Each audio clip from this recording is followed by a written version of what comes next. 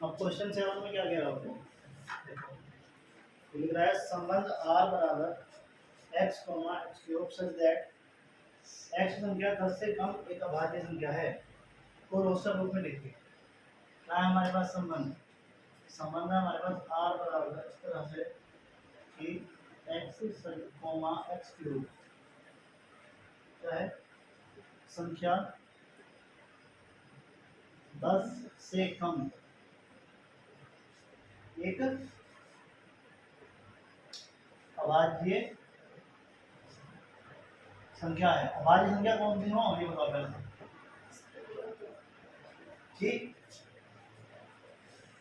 जिसके केवल दो फैक्टर होते हैं, जिसके केवल दो अंक होते हैं, या वो संख्या तो केवल खुद से या अपने आप से कटती है। और जरा बात पर ध्यान देंगे। इसका मतलब x कौन कौन सी संख्याएं हैं, x का मान 10 से कम अभाज्य संख्या, सबसे छोटी अभाज्य संख्या बताओ कौन सी है, 2 है, उसके बाद 3 है, उसके बाद 5 है, उसके बाद 7 है, उसके बाद 10 से छोटी तो नहीं है, उसके बाद तो 11 आएगी, और 11 जो है 10 से ज़्यादा है, नहीं कह रहा है 10 से कम एक अभाज्य संख्या है। और अगर मैं बात करूं क्यूब की, तो x का मान लगना है मुझे 2, 2 का क्यूब 8, 2 का क्यूब क्या होगा 8 होगा, 3 का क्यूब क्या होगा 27 है ना, 5 का क्यूब क्या होगा 125, और 7 का क्यूब क्या होगा 343। ठीक है 343। आगे तो संबंध को रोस्टर रूप में कैसे लिख देंगे आप, संबंध को रोस्टर रूप में ऐसे लिख देंगे आप, आसान है आपके लिए। कैसे लिखोगे, x की जगह पर 2 लिखोगे, x क्यूब की जगह 8 लिखोगे, है ना, कर सकते हो ना ऐसे। फिर क्या करोगे, x की जगह पर लिखोगे 3 और x क्यूब की जगह लिखोगे 27, x की जगह पर 5 और x क्यूब की जगह पर 125, और x की जगह पर 7 और x क्यूब की जगह पर 343। हो गया आपका संबंध को रोस्टर रूप में लिखना। ठीक है, नोट करिए।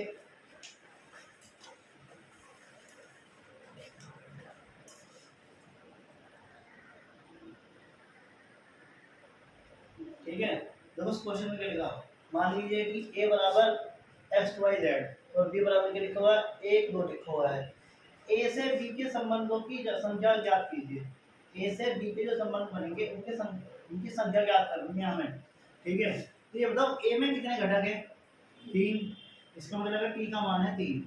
एग्जांपल नंबर 9 में ऐसे ही बताया था, है ना, 3 है घटक, घटक नहीं 3 अवयव है, घटक नहीं कहेंगे अवयव कहेंगे, 3 अवयव हैं। और b में कितने अवयव हैं 2, यानी कि q का मान है हमारे पास 2।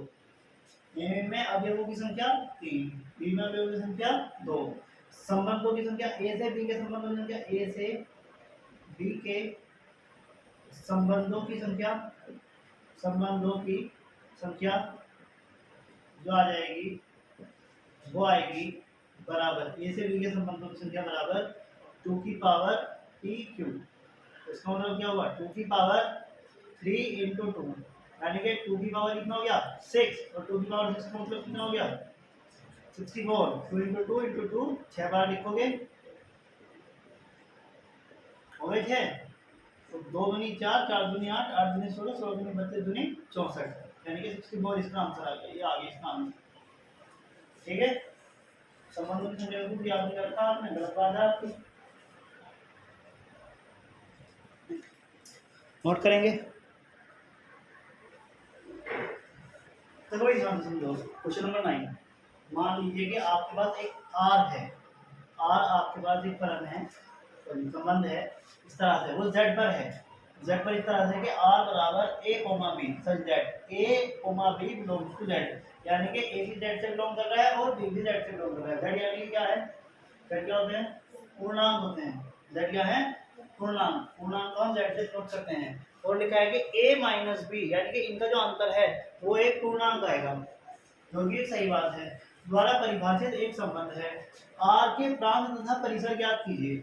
अब मेरी बात सुनो, आपको बता रखा है कि जो आपके पूर्णांक होते हैं, पूर्णांक क्या होते हैं आपके 0 1 2 3 इंफिनिटी तक, और इधर भी -1 -2 -3, और ये भी माइनस इंफिनिटी तक चलेंगे। यानी कि जितनी भी संख्याएं हैं प्लस में हो या माइनस में हो बस वो पूरा अंक हो, यानी कि ये पॉइंट्स में नहीं हो सकते और ये आपके अपॉन में नहीं हो सकते पूर्णांक। इसके अलावा जो भी संख्या है वो सभी किसी चाहे प्लस में हो माइनस में हो चाहे जीरो हो, सब सब क्या होते हैं पूर्णांक होते हैं। अब यहाँ पर ए भी पूर्णांक है और बी भी पूर्णांक है। मान लीजिए आपके पास जो आपको ये फाइंड करना है ए माइनस बी, ए की जगह पर मान लो मैंने पूर्णांक ले लिया 3 ले लिया मैंने मान लो माइनस, और बी की जगह पर मैंने पूर्णांक ले लिया -5। तो अगर मैं इसको सॉल्व करूं 3 और माइनस माइनस प्लस 5, तो 3 और 5 कितना हो गया 8 आ गया ना। तो 8 एक पूर्णांक है, हाँ जी पूर्णांक है, यानी कि आपका ये जो कह रहा था ए माइनस बी एक पूर्णांक है, बात सही है। इसका मतलब क्या हुआ कि जो आपके ए हैं कोई से पूर्णांक हो सकता है, पूर्णांक को गिनती तो है नहीं, ये तो अनंत हो सकते हैं प्लस में भी और माइनस में भी। इसी तरीके से बी भी आपका पूर्णांक है प्लस में भी और माइनस में भी। तो इसमें जो आपसे परिभाषित ये पूछ रहा है तो आर के प्रांत तथा परिसर ज्ञात कीजिए। अब मुझे एक बार बताओ कि जब तुम आर लिखोगे ए कोमा बी लिखोगे तुम इस तरह से ए कोमा बी लिखोगे तो तुम ए की जगह पर भी पूर्णांक लिखोगे, ए की जगह पर भी पूर्णांक लिखोगे ना, क्योंकि ए बिलोंग है पूर्णांक से जेड से, और बी की जगह पर भी पूर्णांक लिखोगे। अब जब तुम ए की तरफ पूर्णांक लिखोगे, ए की जगह पर पूर्णांक लिखोगे तो संबंध का प्रथम घटक क्या होता है, संबंध का प्रथम घटक क्या होता है प्रांत होता है, प्रथम घटकों का समुच्चय। तो प्रथम घटकों में सब जगह क्या आएंगे पूर्णांक आएंगे। इसका मतलब तुम कर दोगे इस तरीके से कि प्रांत जो है वो पूर्णांकों का समुच्चय है। लो ये हो गया। अब पूर्णांक मैंने क्यों लिख दिया, मैंने संख्या क्यों लिखी यहाँ पर, इसलिए लिख दी क्योंकि पूर्णांकों की कोई लिमिट नहीं है, ये प्लस में भी हो सकते हैं माइनस में भी हो सकते हैं अनंत रूप से हो सकते हैं। तो इसलिए प्रांत में हमने पूर्णांकों का समुच्चय लिख दिया, क्योंकि ए जो आएगा वो बिलोंग कर रहा है जेड से और जेड का ये पूर्णांक है और पूर्णांक तो कितने भी हो सकते हैं, यानी कि ए का मान कुछ भी हो सकता है पूर्णांकों में, इसलिए प्रांत की जगह पर हमने पूर्णांक लिख दिया।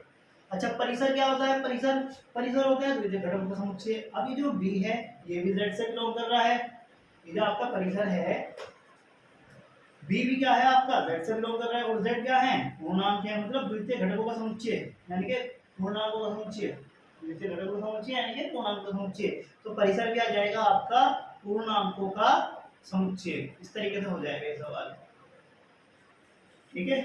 इसमें हमने ये कॉमन रूप से लिख दिया क्योंकि हम इसके अंदर नहीं बता सकते कौन सा आएगा, तो अनंत है जिनकी नहीं है उनकी, ठीक है नोट कर लेंगे।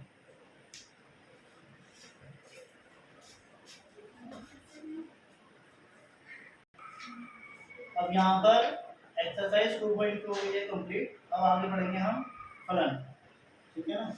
आगे क्या पढ़ेंगे अब हम फलन पढ़ेंगे। हमने पढ़ा है संबंध।